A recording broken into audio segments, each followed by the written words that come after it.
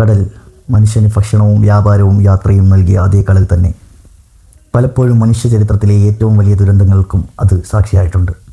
കപ്പലുകൾ നിർമ്മിച്ച് കടലിനെ കീഴടക്കാൻ മനുഷ്യൻ ശ്രമിച്ചപ്പോൾ കടലിൻ്റെ ശക്തിക്ക് മുന്നിൽ പല കപ്പലുകളും തകർന്നു വീണു. ഇന്ന് നമ്മൾ പോകുന്നത് 2000-ലേറെ വർഷങ്ങൾ പഴക്കമുള്ള ഒരു ഭയാനകമായ ദുരന്തത്തിലേക്കാണ്. ക്രിസ്തുവിന് മുമ്പ് 255 വർഷം, റോം കാർത്തേജ് യുദ്ധത്തിൻ്റെ കാലഘട്ടം.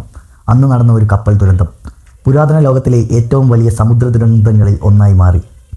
ക്രിസ്തുവിന് മുമ്പ് 255 വർഷം, റോം കാർത്തേജും തമ്മിൽ നടക്കുന്ന ഫസ്റ്റ് പ്യൂണിക് വാർ ശക്തമായി തുടരുകയായിരുന്നു.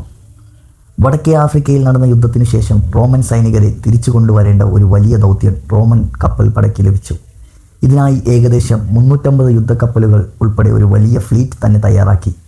ഇത്രയും വലിയ കപ്പൽപ്പട അന്നത്തെ ലോകത്ത് വളരെ അപൂർവമായ കാഴ്ചയായിരുന്നു. 100 കണക്കിന് കപ്പലുകൾ, ആയിരക്കണക്കിന് സൈനികരെയും നാവികരെയും വഹിക്കുന്നു. എല്ലാവരും ഒരുമിച്ച് കടലിലേക്ക് യാത്ര തിരിച്ചു. എന്നാൽ അവർക്കറിയില്ലായിരുന്നു മുന്നിൽ കാത്തിരിക്കുന്നത് ചരിത്രത്തിലെ ഏറ്റവും ഭീകരമായ കടൽ ദുരന്തങ്ങളിൽ ഒന്നായിരുന്നു എന്ന്. കടലിൻ്റെ മുന്നറിയിപ്പ്. കപ്പൽപ്പട സിസിയിലേക്ക് നീങ്ങുകയായിരുന്നു. അന്ന് കടലിലെ കാലാവസ്ഥ പെട്ടെന്ന് മാറുന്നത് സാധാരണമായിരുന്നു.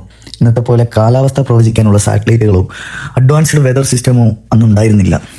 കടലിലെ കാറ്റിൻ്റെ മാറ്റം, തിരമാലകളുടെ ശക്തി, കടലിൻ്റെ സ്വഭാവം ഇവയെല്ലാം നാവികർ അവരുടെ അനുഭവം ഉപയോഗിച്ച് മനസ്സിലാക്കിയിരുന്നത്.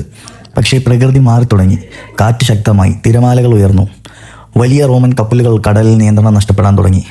ഒരു ഘട്ടത്തിൽ കടൽ അതിശക്തമായി. വലിയ തിരമാലകൾ കപ്പലുകളെ ഒന്നിനും പിന്നാലെ ഒന്നായി അടിച്ചു തുടങ്ങി.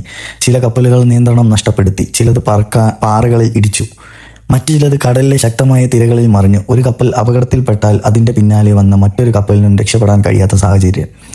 ഇങ്ങനെ ഒരു വലിയ ദുരന്തം വളരെ വേഗത്തിൽ പടർന്നു. 100 കണക്കിന് കപ്പലുകൾ അപകടത്തിൽപ്പെട്ടു. അന്നത്തെ കപ്പലുകൾ ഇന്നത്തെ പോലെ സുരക്ഷാ സംവിധാനങ്ങളൊന്നും ഇല്ലായിരുന്നു. ലൈഫ് ജാക്കറ്റ് ഇല്ല, റെസ്ക്യൂ ബോട്ട്സ് പരിമിതമായിരുന്നു, കമ്മ്യൂണിക്കേഷൻ സംവിധാനങ്ങളൊന്നുമില്ല. ഒരു കപ്പൽ കടലിൽ മറിഞ്ഞാൽ അതിലുള്ള ആളുകൾ രക്ഷപ്പെടാനുള്ള സാധ്യത വളരെ കുറവായിരുന്നു. ശക്തമായ തിരമാലകൾ സൈനികരും നാവികരും കടലിലേക്ക് വീണു. പലരും കപ്പലുകൾക്കൊപ്പം തന്നെ കടലിൽ അപ്രതീക്ഷിതമായി.